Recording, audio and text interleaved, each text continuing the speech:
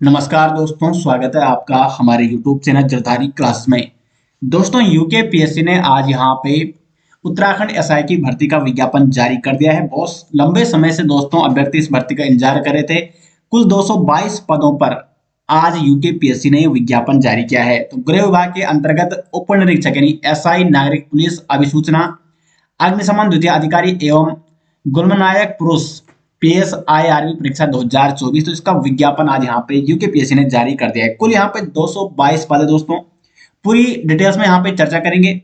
इसका syllabus, exam pattern क्या होने वाला है, कुल पद, किस किस डिपार्टमेंट में कौन कौन से पद हैं, और जो भी अन्य महत्वपूर्ण जानकारी, कौन कौन अभ्यर्थी इस फॉर्म को भर पाएंगे, इसकी शैक्षिक योग्यता, जो अनिवार्य शैक्षिक योग्यता है वो क्या होने वाली है, फिजिकल किस प्रकार से होने वाला है, इन सभी टॉपिक पर हम डिटेल्स में चर्चा करने वाले हैं। तो विज्ञापन प्रकाशन की तिथि आज 31 जनवरी 2024 को विज्ञापन जारी किया गया है और आज से ही आप ऑनलाइन आवेदन कर सकते हैं।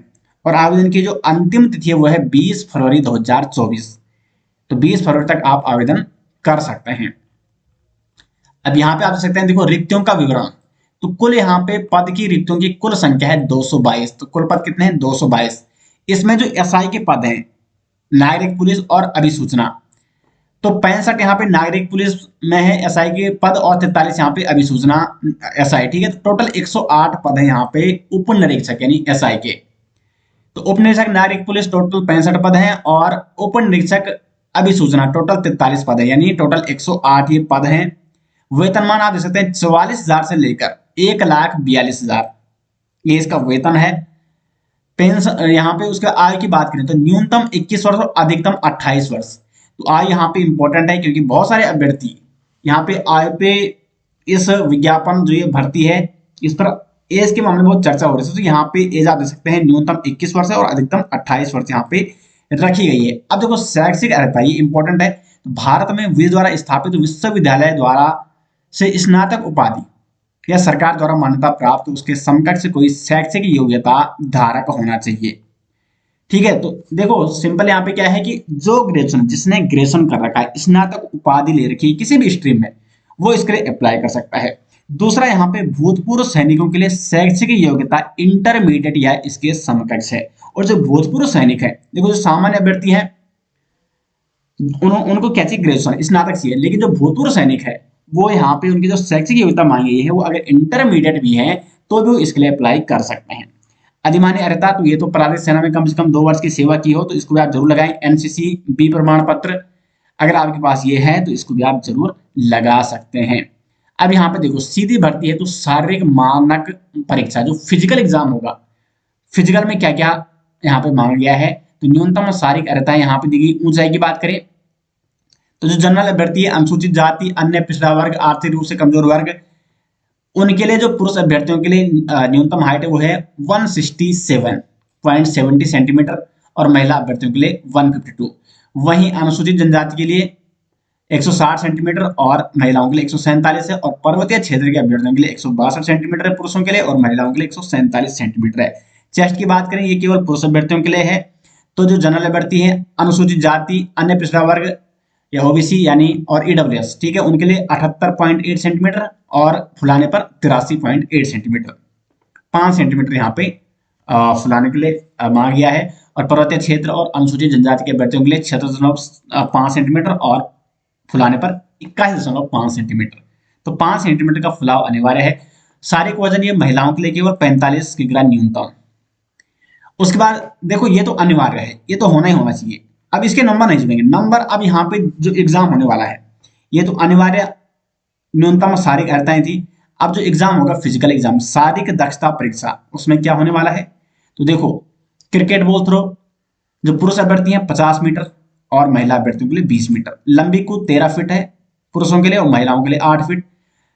चिनिंग अप केवल पुरुष अभ्यर्थियों के लिए है 5 बार। दौड़ और चाल 5 किलोमीटर 30 मिनट में पुरुष अभ्यर्थियों को पूरी करनी होगी और 200 मीटर 40 सेकंड में महिलाओं के लिए। दंड बैठक ये केवल पुरुष अभ्यर्थियों के लिए 2 मिनट 30 सेकंड में 40 दंड और 60 सेकंड में 50 बैठक करने हैं। स्किपिंग ये केवल महिला अभ्यर्थियों के लिए 1 मिनट में 60 बार करनी है और शटल रेस ये केवल महिलाओं के लिए 29 सेकंड में। तो ये रहा आपका शारीरिक दक्षता परीक्षा। तो इस प्रकार आपका फिजिकल एग्जाम होगा।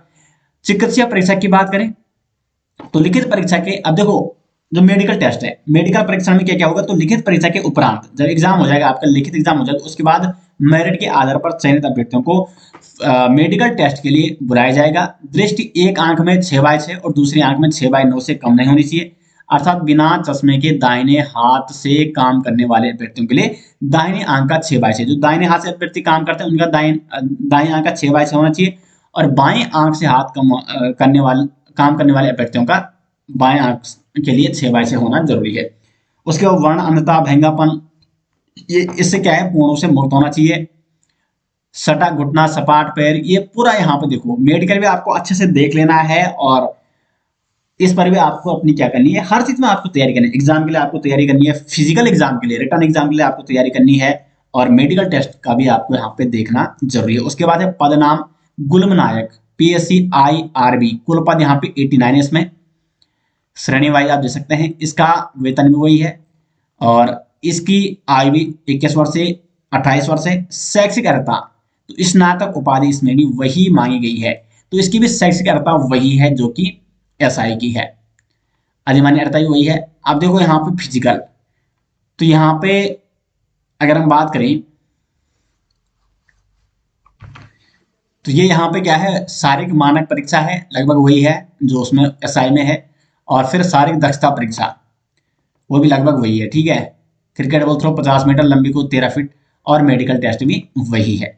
उसके बाद अग्निशमन द्वितीय अधिकारी, पुरुष महिला दोनों के लिए है, पदों की संख्या 24 है, और वेतनमान इसमें भी वही है, आयु भी वही है, 21 से 28 वर्ष।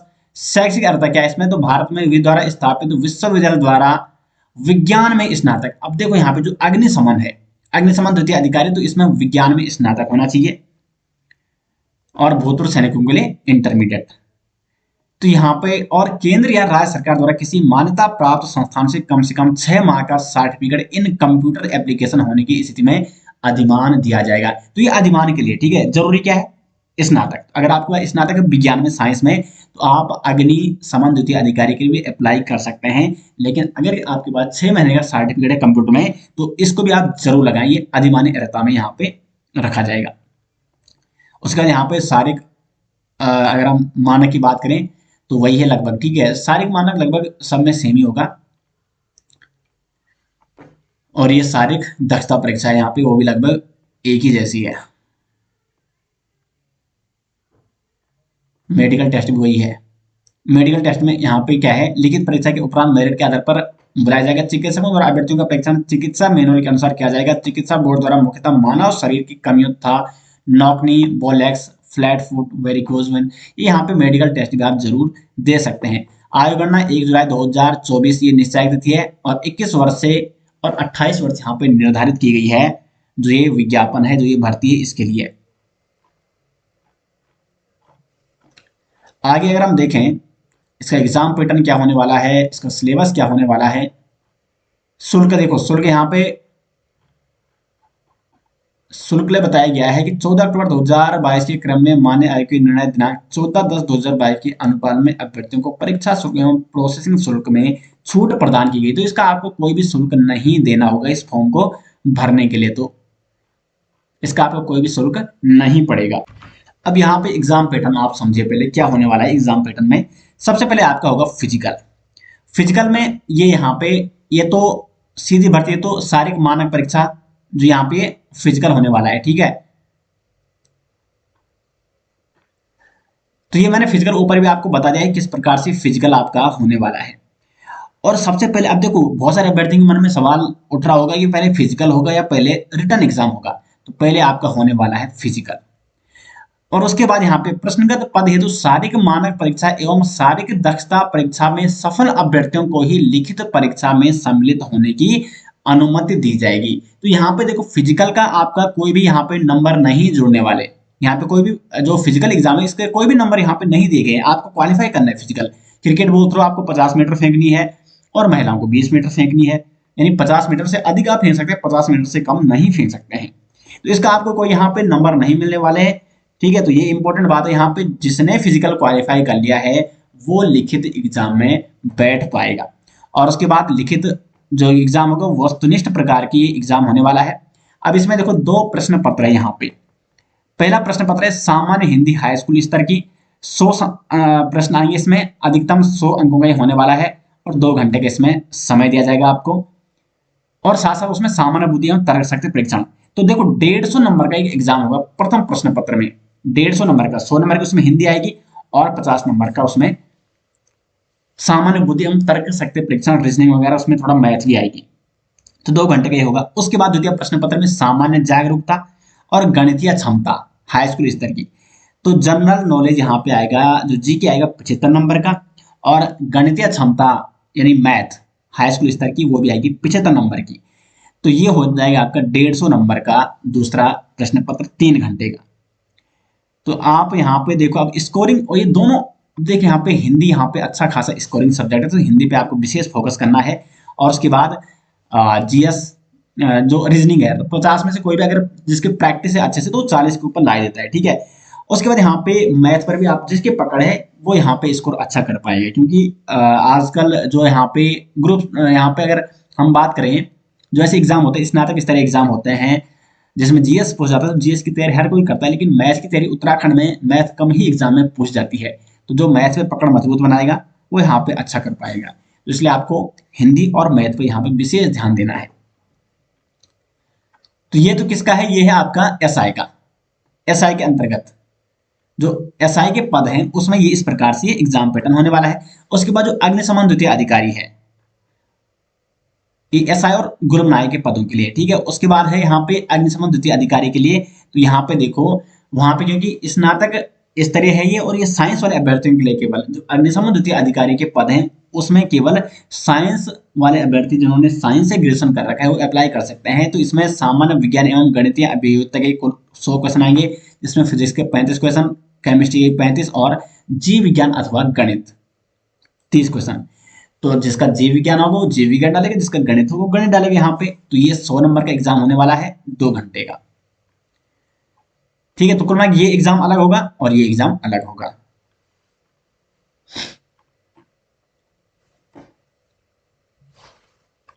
अब यहाँ पे सिलेबस दोस्तों दिया गया है, तो इस सिलेबस का आप भली भांति देखें और फिर इसके बेस पे आप अपनी तैयारी कर सकते हैं। तो दोस्तों यहाँ पे जो भर्तियां रखी है, जो अभ्यर्थी इसके लिए एलिजिबल है जरूर इसके लिए अप्लाई करें। उम्मीद करते हैं आपको वीडियो पसंद आई। मिलते हैं दोस्तों नेक्स्ट वीडियो, तब तक के लिए धन्यवाद।